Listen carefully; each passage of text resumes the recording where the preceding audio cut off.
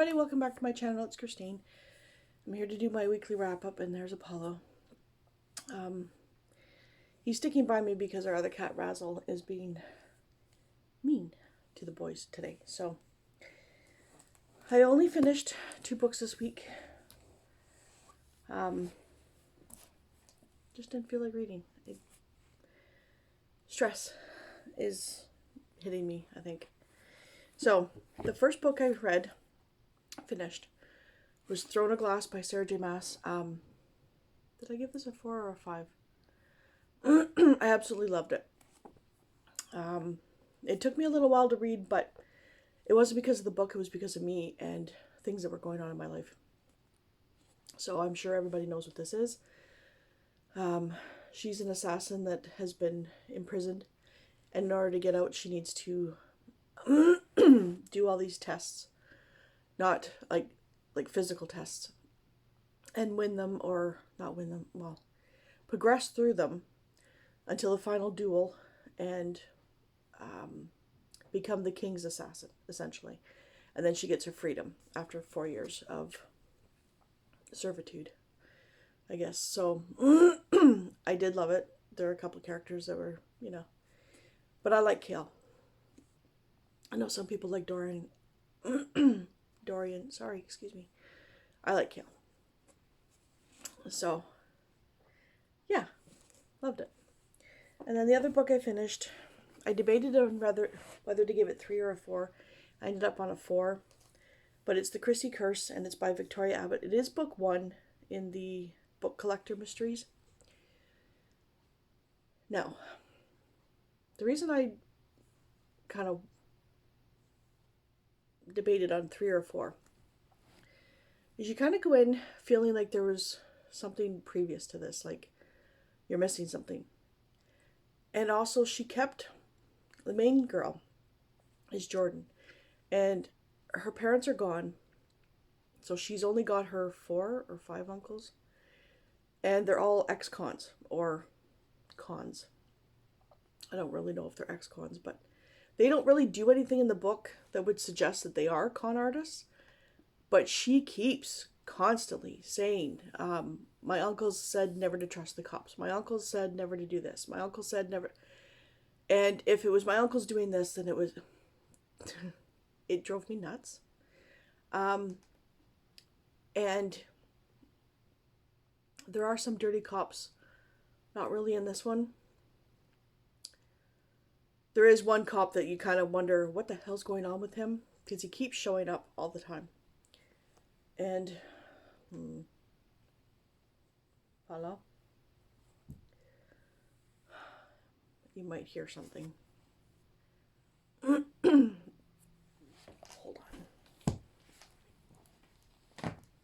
Get back up here. And so, you would have heard a fight. Anyways, she is back in town after her ex racked up all her charge cards and left her. There's one little snippet in here that says that she got blamed for it, so I don't know what that was talking about. But anyways, so she's back in town, needs a job, gets hired by this woman that everybody hates in town, who is a book collector, and she's looking for this lost manuscript or assumed play, unpublished play by Agatha Christie that was supposedly written during her disappearance back in 1926. Razzle. So she is tasked in finding it and getting it. A couple things start happening, like people get attacked and stuff like that. So because of circumstances, she keeps getting blamed for it. And the cops don't believe her. They kind of think that she's the one doing it all, imagining it.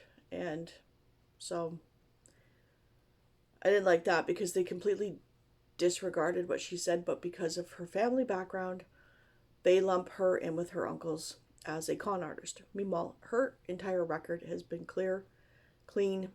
They still think that she's a con artist as well. So that kind of irked me as well. But I did eventually give it a 4, just because I was left guessing the whole entire time. I did not see any of this coming. And you kind of figure it out, but as it's being revealed. And so if you've read enough of these kind of books, you kind of know where the author's going to go when they're revealing certain things, which is what happened. But it didn't take away from the actual mystery of it. So yeah, I gave this a 4. Go lay down. Go lay down. Sorry, Razzle was creeping up on Apollo. So I'm currently reading 2 books, and that is Stealing Infinity by Alison Noel. So far, I've only gotten to the point where she's at the academy. Her mom pretty much signs away her daughter for money, essentially. It starts out that she's going to a mall. She's ditching class. She goes to a mall with this girl who pays for everything. She's got money. And she doesn't feel right about taking that money, but she does anyways. So then they go to this club where you pick a card and you go through the door matching that card. And she sees some weird things and meets up with Braxton. And then her mother sells her essentially for money to go to this academy. And everybody tells her, forget your past. It's gone. It's done. You can't go back. Forget it. So she gets to the academy, and things happen that she calls, what was it? There's a word that she uses, unraveling, where she'll be standing there, the ground will shake, and then things disappear and appear, like, so she calls it unraveling. Her father has told her never to talk about it, never to tell anybody about it. It's just a genetic thing. And so she's at this academy with those other people or other kids, and that's pretty much where we are. So she has just gotten the tour of the school, and it's 116 pages in. Mind you, it does read really quickly. Like the pages or the chapters are like 1 to 4 pages long. So it reads really quickly. So I'm enjoying it. And then I had to pick up this one because it's already overdue. And I can't renew it because it's a new release and there's holds on it. And I waited for 4 months for it. So I'm about a quarter of the way through. And it's The Librarian Spot by Madeline Martin. It is about 2 women, one who's an American who works at the Library of Congress and gets hired on to work in Lisbon.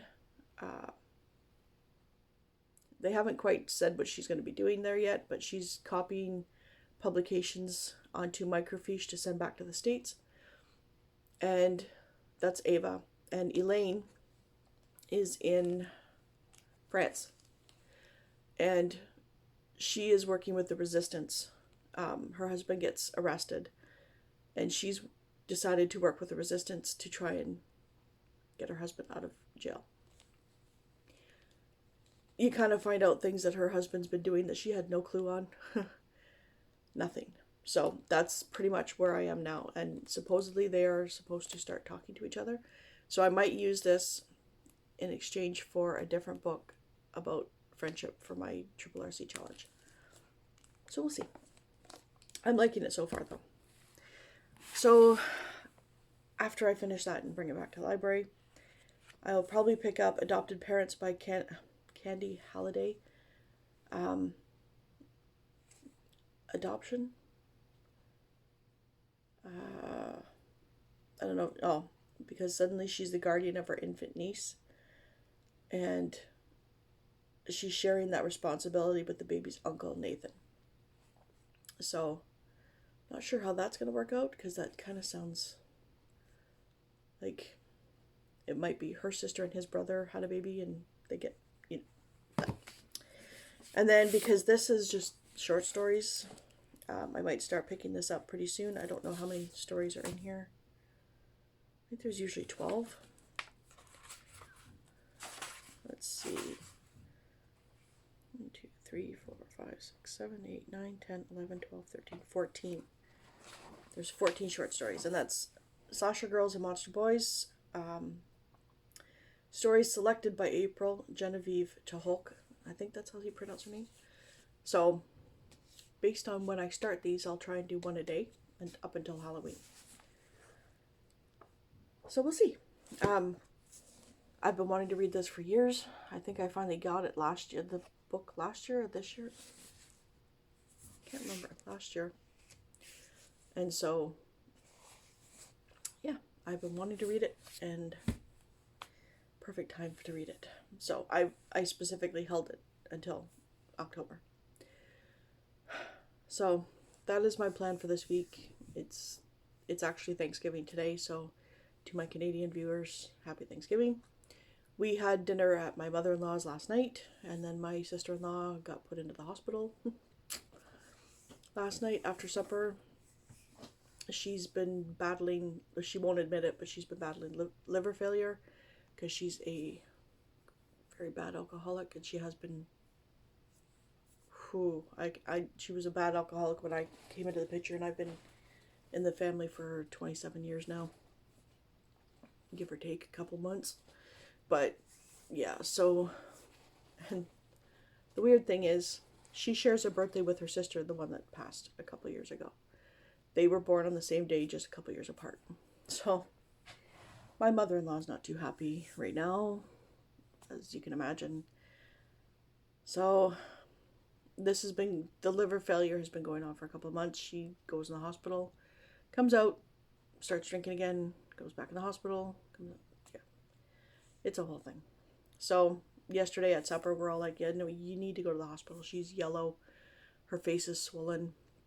She couldn't talk. She could barely swallow.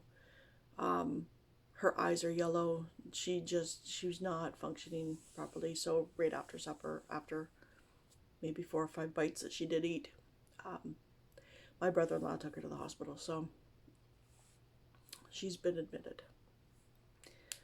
So that's kind of life. So I think I'm going to just take the day to read. I have not really had time. And when I have a chance to read, I don't do it. I've actually been watching a YouTube channel called Mr. Ballin. Scary, spooky stories. And he does it so well that I've just been hooked. And when I have a chance to read, I just watch that channel. So it is what it is. If I don't read that much this week, I don't read that much. It's life. So I hope everybody has a wonderful week, and I will talk to you later.